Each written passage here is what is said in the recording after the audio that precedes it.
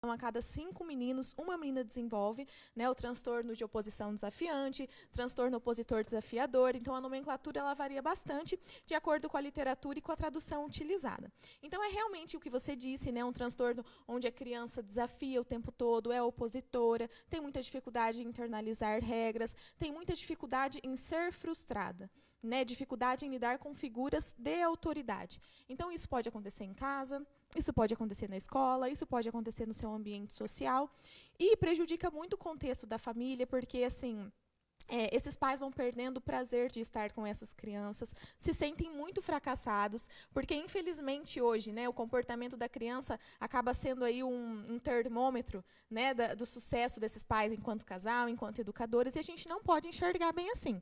Mas é realmente um transtorno que, se não for cuidado, pode ter grandes consequências no futuro. E como é que a gente pode diagnosticar esse transtorno? Esse diagnóstico é muito complexo. Ele tem que ser feito por uma equipe multidisciplinar, um psicólogo, um psiquiatra infantil. Por quê, Daiana? Nós estamos falando de resistência à frustração, resistência a regras. Geralmente, os primeiros sintomas do TOD, né, que a gente chama, ele é encontrado no que a gente chama de primeira infância, do 0 aos 6 anos. E é também uma fase onde a criança está aprendendo a lidar com o limite.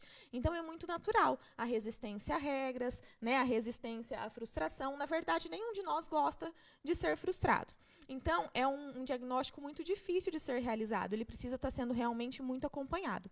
O que vai diferenciar a manha, o desafio, a resistência à frustração, do que é natural, do que é normal, é justamente essa comparação, né, de faixa etária, tá parecido com as outras crianças, não está. A frequência e a intensidade são de extrema importância para estar diagnosticando e vendo realmente é um transtorno, é um mau comportamento, porque os pais se pegam muito nisso, né, Bruna? Até onde eu sei que é um mau comportamento, que é falta de educação, ou que ele está realmente desenvolvendo um transtorno. Então, a gente precisa olhar para a frequência e para a intensidade, Daiana. Então, assim, não é uma fase de revolta, por exemplo, apresentou, né, uma semana, 2 semanas ali, estava super revoltado e passou. Não, é preciso que essa criança apresente esses comportamentos, essa irritabilidade excessiva, essa agressividade. As crianças que têm TOD, elas apresentam um sentimento muito grande de necessidade de vingança, né? Então, ela lida diferente com a frustração, porque uma criança que não gosta de regras, eu não vou gostar daquilo que você mandou fazer, da tarefa, de tomar banho, vou resmungar, não vou gostar, não gosto da regra. Agora, uma criança que tem transtorno opositor desafiador, ela utiliza daquela irritabilidade, daquele comportamento desafiador para punir aquele que está colocando a regra para ele. Então, é um significado diferente, precisa de muita atenção para perceber e precisa ser cuidado, porque isso lá na frente pode influenciar em grandes transtornos, pode desenvolver outros transtornos. E é muito importante a gente falar também que a comorbidade com déficit de atenção e transtornos de hiperatividade também é grande. Então, muitas das crianças que têm, né, transtorno de déficit de atenção e hiperatividade podem desenvolver o TOD. Então, tem que ser muito cuidado. O diagnóstico, quanto antes for feito, vai ser muito mais importante e muito melhor o prognóstico dessa criança lá na frente. Agora, você tocou num assunto bem importante, né, dessa diferença do pai saber, o pai e a mãe, onde que é que ele está errando, onde é que eu estou errando. Né? Geralmente, essa é uma pergunta dos pais. Mas, antigamente, a gente achava que isso era uma personalidade forte, ainda não existia essa nomenclatura, né, no estudo, nessa parte de saúde. Agora não, é um transtorno. E como é que esse pai pode lidar com uma situação como essa, quando começa a perceber que o filho realmente tem um TOD? Como é que ele deve lidar com essa situação? Muito difícil. Então, quem está assistindo a gente aí, nossa, mas parece, né? Já faz mais de 6 meses que o Joãozinho, a Maria apresentam esses comportamentos. A primeira coisa, pais, procurem um profissional de saúde. Procurem, cuidem. Por quê? Porque a criança que apresenta o TOD, ela tem muito mais possibilidade de lá na frente se envolver com álcool, com drogas, né, desenvolver vícios, até um transtorno de conduta, do que uma criança que não apresenta um TOD. Então, assim, eu percebi que há uma agressividade que está fora do comum, que é uma resistência a regras que está fora do comum, né? Essa criança tem crises de nervosismo constantemente, sabe, crises de raiva. Então, procure um profissional da psicologia, procure um psiquiatra infantil. Porque é importante você falar sobre isso, Dayana, porque o acompanhamento de uma criança que tem TOD, o acompanhamento nunca vai ser só para ela. O acompanhamento tem que ser um acompanhamento familiar. Com os pais também, né? Sim, para esses pais conseguirem lidar em casa, né, com essas crianças, ressignificar essa irritabilidade, essa agressividade. Então, é um trabalho longo, tá? Não é um tratamento rápido. Então, muitas vezes, aí o tratamento é até de anos, para que, sabe por quê? É assim, né? Muitas vezes, essas crianças que têm TOD, elas fazem com que a gente tenha muita raiva. Eles despertam uma certa raiva na gente pela maneira Porque em não que eles se consegue comportam. controlar os pais, as pessoas que estão ao redor não conseguem controlar essa criança. Exatamente. E muitas vezes pais, professores, né, as figuras de autoridade acabam dando muito mais atenção a esses comportamentos negativos. Já fica esperando, né? Já olha para o Joãozinho ou para a Maria lá que apresentam comportamentos desafiantes e fala, quero ver qual vai ser a próxima que ele vai me aprontar. E aí só espera para pontuar coisas aquilo. ruins, né? Exatamente. E o Joãozinho e a Maria vão sendo conhecidos por aqueles comportamentos ruins, né? Então, assim, é desafiante, né? O filho, não só para quem tem TOD, mas tem comportamentos que não são adequados. Estão com problema na escola, tiram 4, 5 e de repente chega em casa tirando um 6,5, 7. Aí os pais olham, mas você não fez mais que a sua obrigação.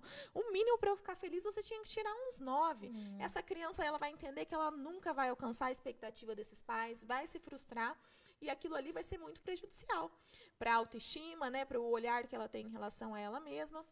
E falando em autoestima, é muito importante a gente falar que essas crianças que desenvolvem um transtorno opositor desafiante não são crianças felizes. São crianças muito tristes. De baixa autoestima, acabam tendo poucos amigos, acabam se afastando, inclusive, dos pais. Por quê? Porque ninguém sente prazer em estar perto de uma criança assim. E a falta de manejo para lidar com elas, muitas vezes até por falta de informação, né, Dayana, por saber que é um transtorno, que não é o pai que não está sabendo educar, que não é a mãe, é um problema, né, que é um problema que essa criança desenvolveu. Então, é difícil, é complicado realmente, mas a psicologia, a psiquiatria, elas avançaram muito e a gente está aí para ajudar os pais nesse processo. Você falou muito também da escola, de autoridades, e como é que o professor ele pode lidar? Ele também pode ajudar nesse processo de descoberta dessa doença, né? Pode avisar os pais, olha, o fulano está assim assado na escola, está difícil, não é? Exatamente, Dayana. É importante você falar isso, porque hoje os critérios de diagnóstico do TOD, antigamente era como se a criança tivesse que ter esses comportamentos em todos os setores da vida. Hoje as crianças podem desenvolver TOD igual, por exemplo, às vezes não tem em casa comportamentos assim, mas tem na escola. Né? Às vezes não tem na escola, mas tem em casa. Por isso que é tão importante essa comunicação e a intensidade, o grau, né, do transtorno também pode ser identificado aí. Está apresentando em vários ambientes, é em casa, na escola, é de forma geral, então é um transtorno que está muito grave.